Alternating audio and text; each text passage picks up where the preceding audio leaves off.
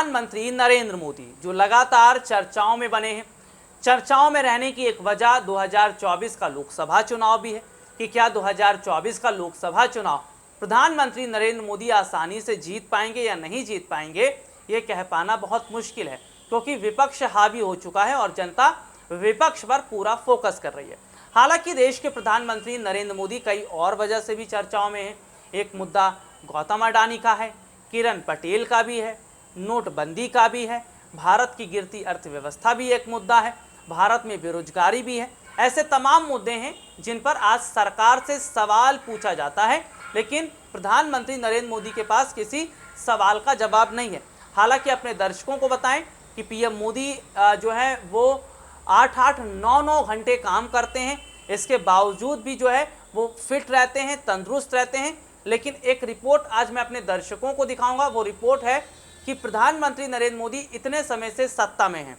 गुजरात में मुख्यमंत्री के पद पर थे, वहाँ पर सीएम थे जब गुजरात में सरकार थी। उसके बाद 2014 के बाद तस्वीर पलटती है, देश के प्रधानमंत्री बन जाते हैं। तो वहाँ से जो सफ़र उन्होंने तय किया गुजरात से, उसके आगे से, तो क्या धीरे धीरे नरेंद्र मोदी जिस तरीके से उनका राजनीतिक कद बढ़ता चला गया, उनकी संपत्ति भी बढ़ती चली गई, उनका बैंक बैलेंस भी बढ़ता चला गया, और उनके पास क्या क्या है, और क्या वाकई प्रधानमंत्री नरेंद्र मोदी संपत्ति के मामले में सबसे अमीर हैं, और क्या वाकई पीएम मोदी की जो निजी जिंदगी है वो काफ़ी कठिनाइयों भरी रही है, क्या कुछ है, देखिए एक रिपोर्ट। देश के प्रधानमंत्री नरेंद्र मोदी कुल 2.23 करोड़ रुपए की संपत्ति के मालिक हैं। यह जानकारी पीएमओ कार्यालय की ओर से साझा की गई। इसके मुताबिक मोदी की दी संपत्ति में एक साल के भीतर 26 लाख रुपए का इजाफा हुआ है। पीएमओ के अनुसार 2.23 करोड़ रुपए में से अधिकांश बैंक खातों में जमा राशि है। पीएम मोदी की संपत्ति से जुड़ी ताज़ा जानकारी सामने आई है कि उनके पास कोई भी अचल संपत्ति नहीं है। दरअसल उन्होंने गांधीनगर में अपने हिस्से की जमीन दान दे दी थी।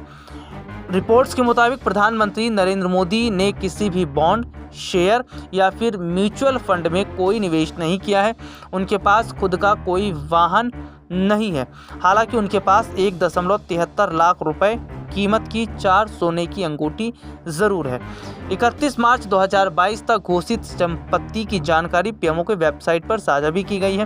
प्रधानमंत्री कार्यालय की वेबसाइट पर दी गई जानकारी के अनुसार 31 मार्च 2022 की स्थिति के अनुसार पीएम मोदी के पास कुल 2,23,82,504 रुपए की संपत्ति है। पिछले साल के मुकाबले उनकी संपत्ति में कुल 26.13 लाख रुपए की बढ़ोतरी दर्ज की गई।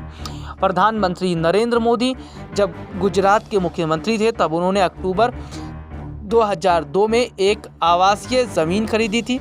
इसमें वे तीसरे हिस्सेदार थे। ताज़ा जानकारी के मुताबिक अचल संपत्ति सर्वे संख्या 401/A पर उनके हिस्से का कोई मालिकाना हक नहीं है, क्योंकि उन्होंने अपने हिस्से की जमीन दान कर दी थी। 31 मार्च 2022 की स्थिति के अनुसार प्रधानमंत्री नरेंद्र मोदी के पास कुल नकदी तो देखें यह महज 35,250 रुपये हैं। इसके अलावा पोस्ट ऑफिस में 9,505 रुपये हैं। नेशनल सेविंग्स सर्टिफिकेट्स हैं, जबकि उनकी 1,89,305 रुपये की जीवन बीमा पॉलिसी है।